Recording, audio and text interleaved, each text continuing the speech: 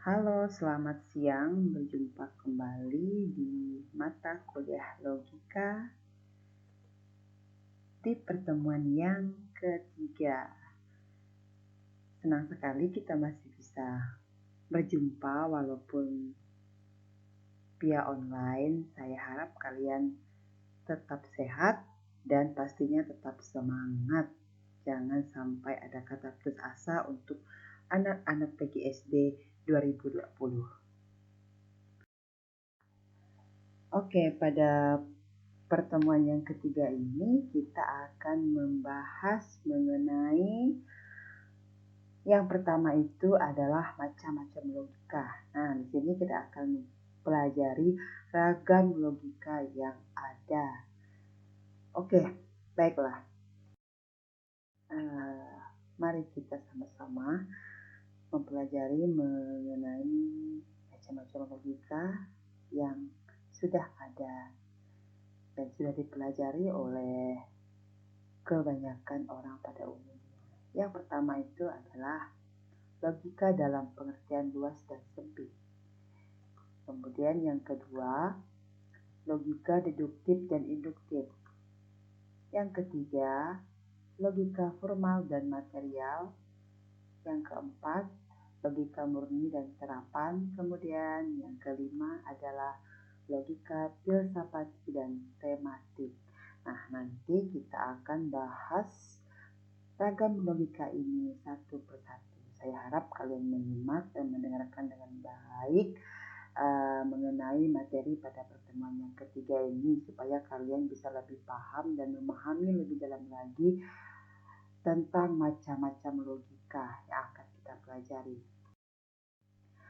Yang pertama yang akan kita bahas bersama adalah logika dalam pengertian luas dan sempit. Baik, yang pertama, logika dalam arti sempit. Nah, logika dalam arti sempit ini dipakai searti dengan logika deduktif atau logika formal. Nanti kita akan melihat apa itu logika deduktif dan logika formal. Kita akan bahas di slide selanjutnya. Kemudian, logika dalam arti luas. Pemakaiannya mencakup kesimpulan-kesimpulan dari berbagai bukti dan tentang bagaimana sistem penjelasan disusun dalam ilmu alam serta meliputi pula pembahasan mengenai logika sendiri. Nah, ini logika dalam arti luas ini mempunyai pengertian ya sesuai dengan title-nya atau judulnya itu adalah logika dalam arti luas. Logika pada umumnya berarti mencakup semua pengertian logika yang akan kita pelajari. Selanjutnya adalah logika deduktif dan induktif. Nah, tadi disinggung di pengertian mengenai logika dalam arti sempit itu ada kata deduktif. Mari kita lihat bersama-sama apa itu pengertian logika deduktif. Logika deduktif mempelajari asas-asas penalaran yang bersifat deduktif, yakni suatu penalaran yang menurunkan suatu kesimpulan sebagai kemestian dari pangkal pikirnya sehingga bersifat betul menurut bentuknya saja. Nah, maksudnya di sini adalah logika deduktif ini logika yang membahas pengertian atau makna dari logika, pengertian-pengertian yang khusus dan ditarik menjadi pengertian umum sehingga di sini disebutkan suatu penalaran yang menurunkan suatu kesimpulan sebagai kemestian dari pangkal pikirnya sehingga bersifat betul menurut bentuknya saja. Nah, itu ditariklah kesimpulan sebagai kemestian supaya asas-asas penalaran ini bisa terarah ke satu arah sesuai bentuknya saja sehingga tidak menyimpang ke arah kanan atau kiri. Jadi maksudnya itu arahnya lurus saja.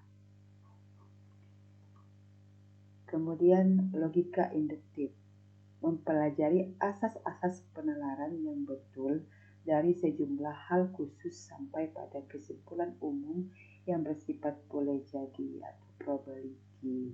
Nah, ini kebalikan dari logika deduktif. Logika induktif itu yang mempelajari asas penalaran dari khusus ke umum. Berarti bisa dikatakan kalau logika deduktif itu dari umum ke khusus. Seperti itu. Kemudian, logika formal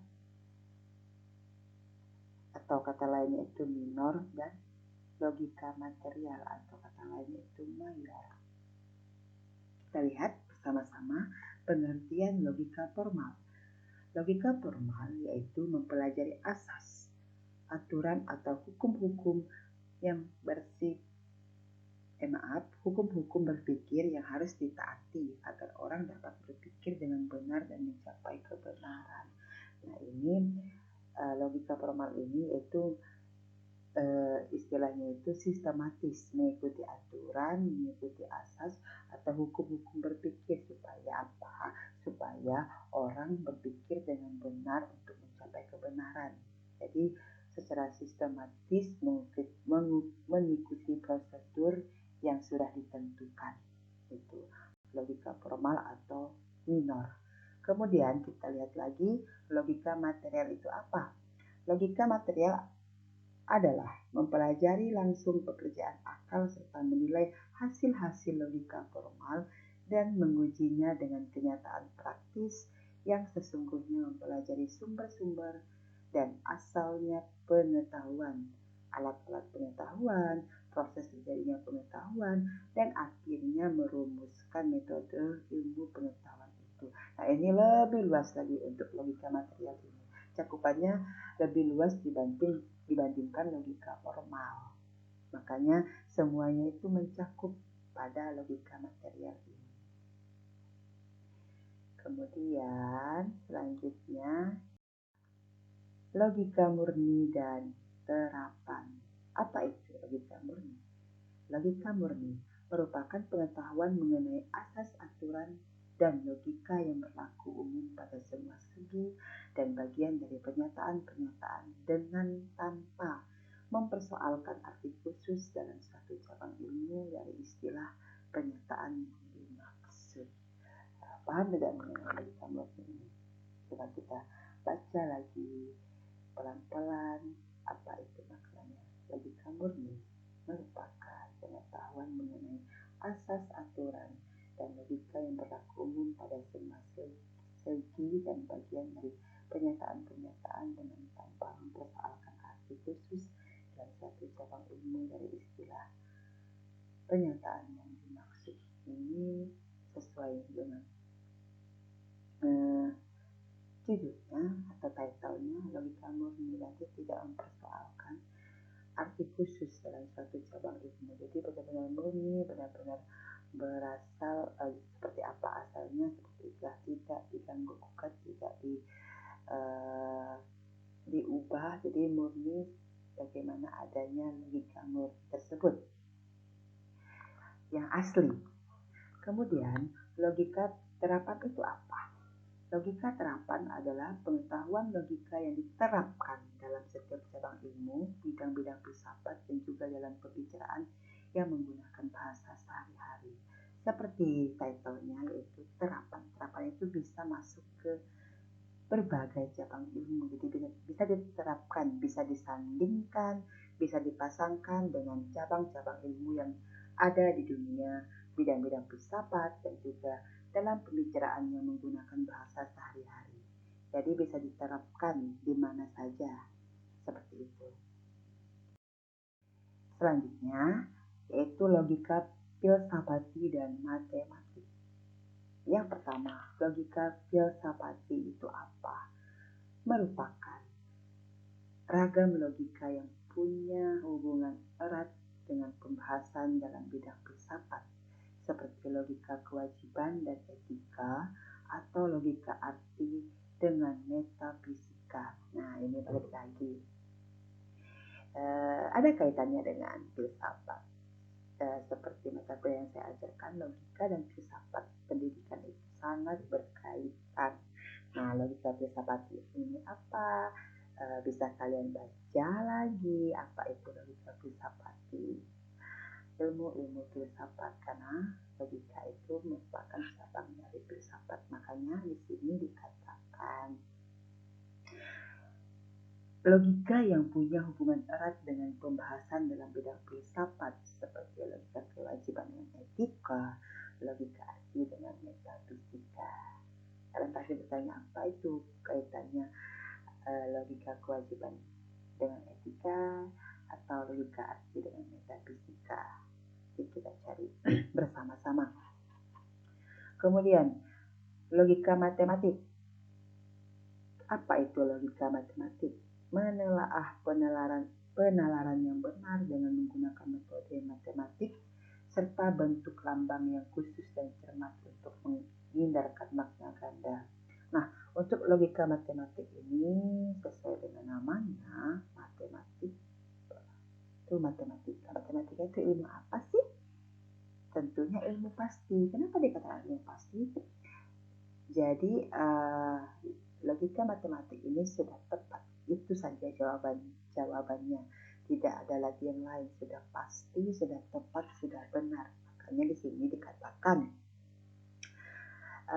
menggunakan metode matematik, yaitu matematika yang pada dasarnya memang ilmu pasti, serta bentuk lambang yang khusus dan cermat untuk menghindarkan makna ganda. Sesuai dengan namanya. Logika matematik, logika yang pasti, yang tepat, yang benar, tidak ada lagi makna atau pengertian lainnya. Seperti itu. Kemudian selain 10 macam logika yang sudah kita bahas di slide sebelumnya, ada lagi logika alamiah dan logika ilmiah. Ini menurut Adib tahun 2010. Selain 10 logika yang sudah kita bahas sebelumnya, ini ada lagi tambahan, yaitu logika alamiah dan logika ilmiah. Sebenarnya ragam atau macam-macam logika itu sangat banyak, tapi di sini yang saya ambil beberapa saja. Nanti bisa kalian pelajari lagi via internet. Kalian bisa searching di Google atau kalian bisa mencari referensi-referensi lain mengenai macam-macam atau ragam logika lainnya yang tidak saya bahas di sini. Jadi yang saya paparkan atau jelaskan di sini itu yang perlu kalian pelajari. Nanti kalian kembangkan lagi apa saja sih ragam logika lainnya yang tidak kita bahas di pertemuan yang ketiga ini. Mari kita lanjutkan materi kita. Kita bahas yang selanjutnya itu mengenai logika alamiah dan logika ilmiah. Yang pertama itu logika alamiah. Logika alamiah itu apa? Mari kita lihat bersama-sama. Logika alamiah menggunakan kinerja akal budi manusia yang berpikir secara tepat dan lurus sebelum dipengaruhi oleh keinginan-keinginan dan kecenderungan-kecenderungan yang subjektif. Nah, sesuai dengan namanya alamiah, berarti alami, belum terpengaruh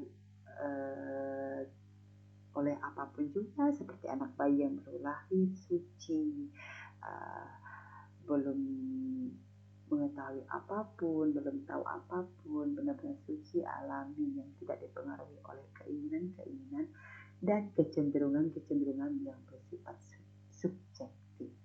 Itu adalah logika alamiah. Kemudian logika ilmiah. Logika ilmiah itu apa? Logika ilmiah adalah logika ini ada sejak lahir yang berfungsi memperhalus, mempertajam pikiran serta akal budi. Logika ilmiah menjadi ilmu khusus yang merumuskan asas-asas yang harus ditepati dalam pemikiran. Nah, kalau kita pikir alamiah dan ilmiah ini sama tidak? Kalau tadi logika alamiah ini kan logika yang benar-benar masih murni, benar-benar masih alami tanpa dipengaruhi oleh keinginan-keinginan lain. Kemudian kita bandingkan lagi dengan logika alamiah. Di sini dikatakan logika ini ada sejak lahir yang berfungsi memperhalus, mempertajam pikiran serta akal budi. Nah, apa perbedaannya? Nah, jika kalian yang pertama, tugas kalian yang pertama untuk pertemuan ketiga ini, apa perbedaan logika alamiah dan logika ilmiah? Silahkan kalian cari, nanti kalian diskusikan di WhatsApp grup mata kuliah logika. Tugas yang pertama ya. Jadi kalau kalian skip atau melewatkan video ini, berarti kalian tidak tahu apa itu tugas kalian pada pertemuan yang ketiga ini. Oke, kita lanjut. Kemudian, ya, poin yang kedua pada pertemuan ketiga ini yang kita bahas adalah setelah tadi macam-macam logika, sekarang kegunaan logika. Apa saja sih kegunaan logika itu? Mari kita lihat bersama-sama kegunaan atau fungsi logika yang kita pelajari ini. Apa fungsinya dalam kehidupan kita, dalam kehidupan sehari-hari, sangat berpengaruh tidak terhadap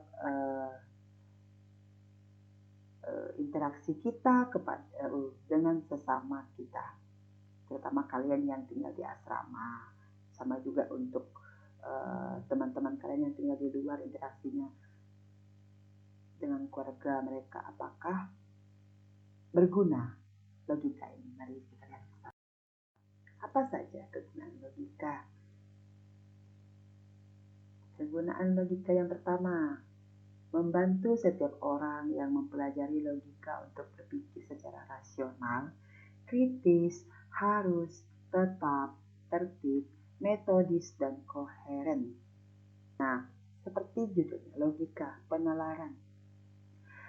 Kalian pasti langsung berpikir, apa sih guna logika ini? Yang pertama, membantu setiap orang untuk mempelajari logika untuk berpikir secara rasional, ya masuk akal, kritis, yang berbicara kritis, mengeluarkan pendapatnya yang masuk akal, harus, tetap, tertib, metodis itu metode menggunakan cara-cara tertentu, dan koheren.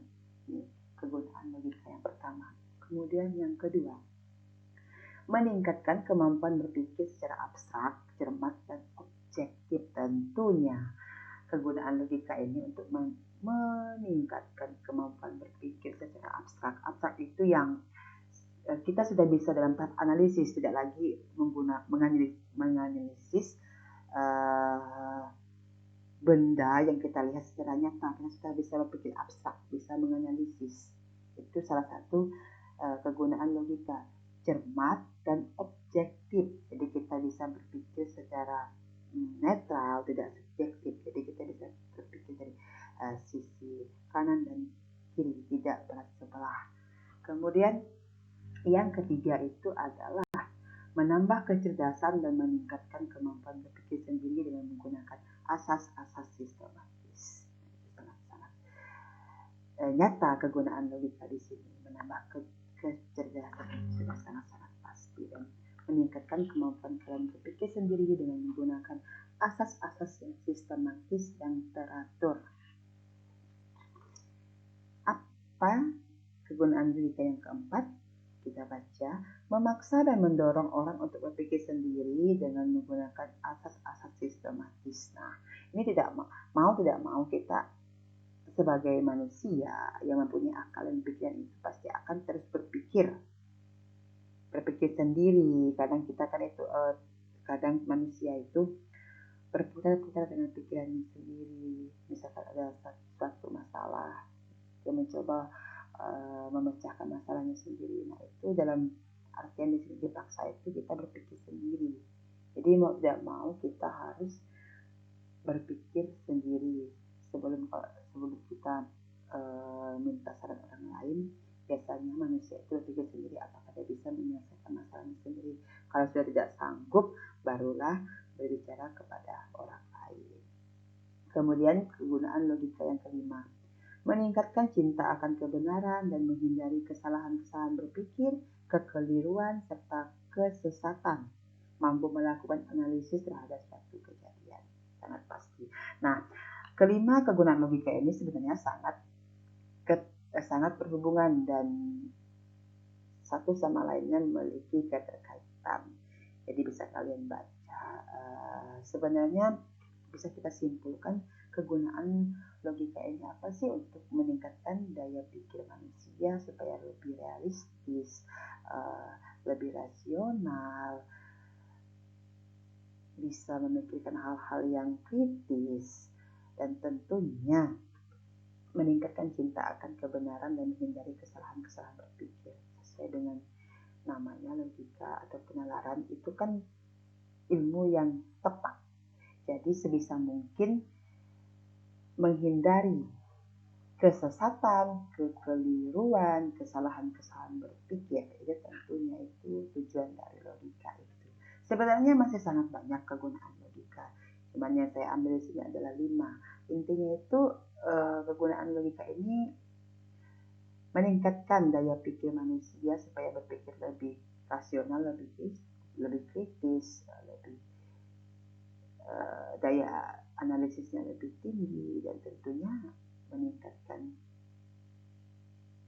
kebenaran dan menghindari hal-hal yang tidak baik. Seperti itu bisa kalian lihat. Jadi kalau kalian ingin melihat kegunaan logika lainnya, bisa kalian searching di internet dan mencari referensi lainnya.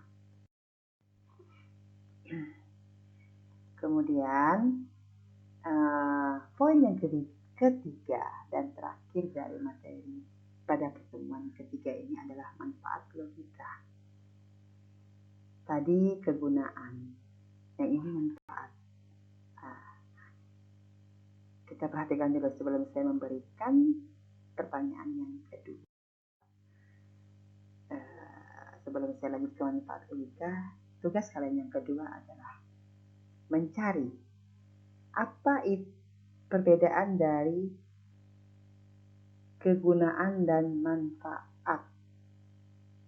Saya mau kalian beri contohnya menggunakan analogi, menggunakan pemisalan, menggunakan contoh supaya kita sama-sama mengerti dan paham apa itu perbedaan kegunaan dan manfaat.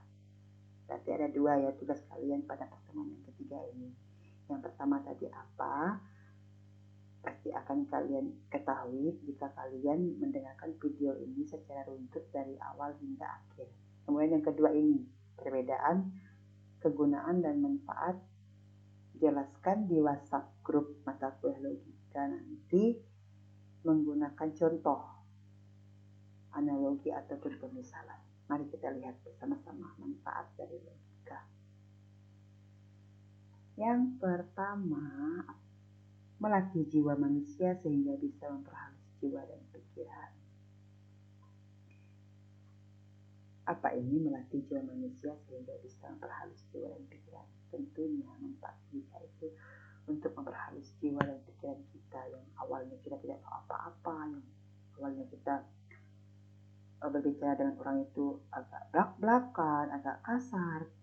Kemudian dengan kita mempelajari logika, dengan adanya penalaran, dengan adanya ilmu-ilmu yang kita pelajari, semakin lama kita semakin tahu bagaimana caranya berbicara dengan orang yang lebih tua, bagaimana caranya berbicara dengan teman sebaya, bagaimana caranya berbicara dengan orang tua di rumah, bagaimana caranya berbicara dengan dosen, dan lain sebagainya.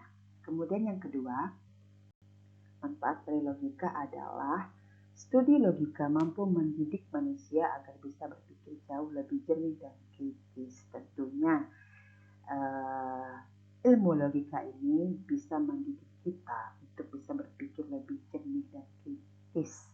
Karena semakin banyak kita mempelajari ilmu, semakin banyak kita memahami ilmu logika dan penalaran, kita jauh pemikiran kita itu jauh lebih jernih dan tentunya lebih kritis. Apalagi kalian sudah sampai di tahap mahasiswa, tentunya ilmu kalian sudah semakin tinggi dibandingkan teman-teman kalian yang masih di bangku SMA. Kemudian kita perhatikan lagi manfaat logika yang ketiga itu apa? Logika bisa memancing pemikiran yang lebih ilmiah dan refleksif. Tentu makanya banyak ilmuwan, banyak para filsuf ya, karena salah satunya mereka mempelajari logika atau penalaran ini, sehingga mereka berpikir ilmiah dan reflektif, dan muncullah para ahli yang mengeluarkan pendapat-pendapat yang sangat-sangat terkenal. Contohnya bisa menciptakan buku, bisa menciptakan pendapat-pendapat yang kita pelajari hingga saat ini. Kemudian yang keempat, manfaat logika adalah bisa membantu manusia untuk mendeteksi penalaran yang keliru dan kurang jelas. Tentunya kita mempelajari logika ini supaya kita mengetahui ada hal-hal yang baik, ada hal-hal yang tidak baik, ada hal-hal yang harus kita lakukan, ada hal-hal yang tidak harus kita lakukan. Itulah yang dikatakan penalaran. Bisa mendeteksi penalaran yang keliru dan kurang jelas. Kemudian manfaat logika yang kelima, membantu manusia berpikir sistematis sesuai dengan aturan berpikir benar. Tentunya dengan kita mempelajari logika, kita semakin bisa berpikir secara sistematis, secara teratur, secara terarah, memiliki aturan pikiran, tidak ngomong sembarangan. Jadi kita bisa dari pikiran kita bisa mengeluarkan argumen-argumen yang kritis, argumen-argumen yang membangun, yang tidak menyudutkan orang, dan lain sebagainya. Nah, itulah manfaat logika yang bisa kalian pelajari pada hari ini. Masih banyak lagi manfaat logika lainnya yang bisa kalian sama seperti kegunaan dan ragam yang sudah saya jelaskan di slide sebelumnya. Itu bisa kalian lihat lagi kalau kalian ingin mempelajari lebih dalam mengenai manfaat logika itu apa, bisa kalian cari sendiri secara mandiri ya. Nah, ada beberapa poin yang kita pelajari pada hari ini. Ada 3, yaitu yang pertama macam-macam logika, yang kedua kegunaan logika, dan yang ketiga manfaat logika.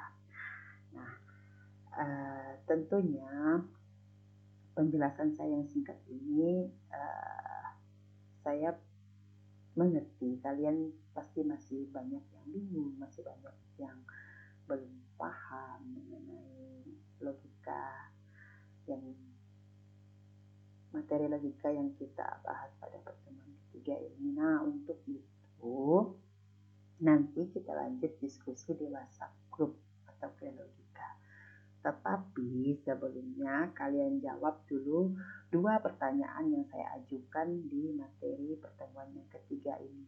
Jika kalian menyimak, kalian mendengarkan secara baik-baik, kalian pasti tahu pertanyaan-pertanyaan apa saja yang saya lontarkan di materi ini.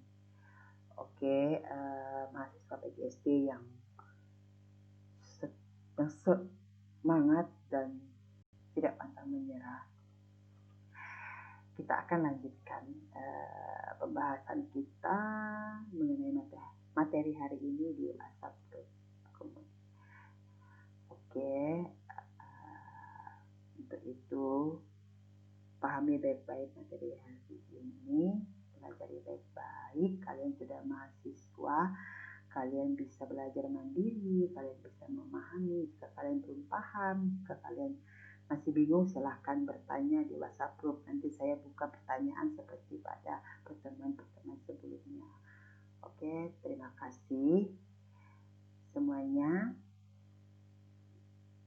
Nanti kita akan membahas logika lebih lanjut di pertemuan keempat. Apa itu materinya nanti akan saya share di pertemuan yang keempat.